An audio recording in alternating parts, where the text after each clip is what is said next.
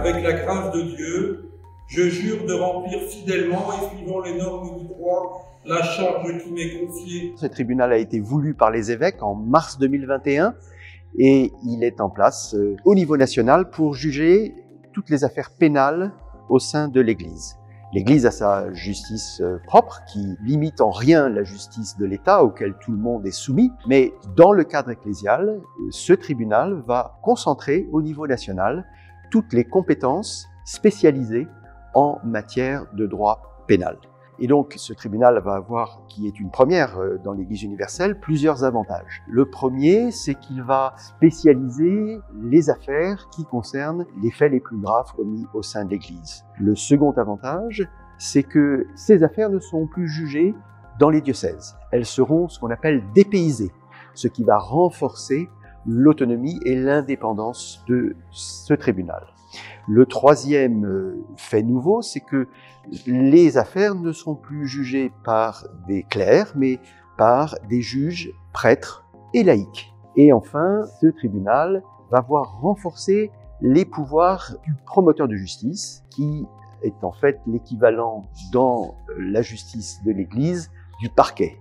Et donc, là aussi, pouvoir renforcer, tout ça, en fait, va faciliter le recours à la justice de l'Église pour toutes les personnes qui s'estiment lésées par des faits commis au sein de l'Église. Un certain nombre de ces affaires resteront réservées à Rome, les plus graves, ce qu'on appelle les delicta graviora, notamment les tragiques affaires d'abus sur mineurs ou les affaires qui concernent les évêques qui sont aussi renvoyés à Rome.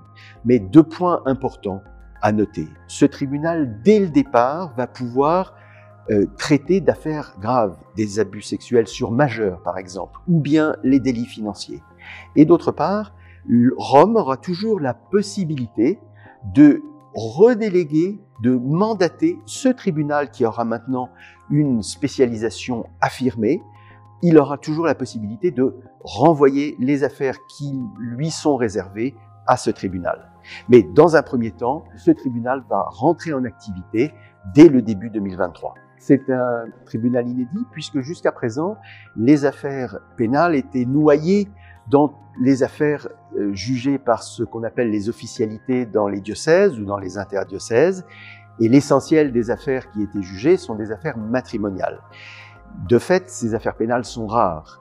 D'où l'intérêt de concentrer toutes ces affaires auprès de juges spécialisés au niveau national. Et ça, c'est une première mondiale au sein de l'Église. Avec la grâce de Dieu, je jure de remplir fidèlement et suivant les normes du droit la charge qui m'est confiée, sans faire exception de personne. Les juges et les avocats, les notaires, donc les différentes personnes qui vont porter le tribunal pénal canonique ont prêté serment. Ils se sont engagés à accomplir leurs tâches dans la fidélité à l'Église et pour le service de l'Église. Ils sont engagés aussi à garder la confidentialité nécessaire.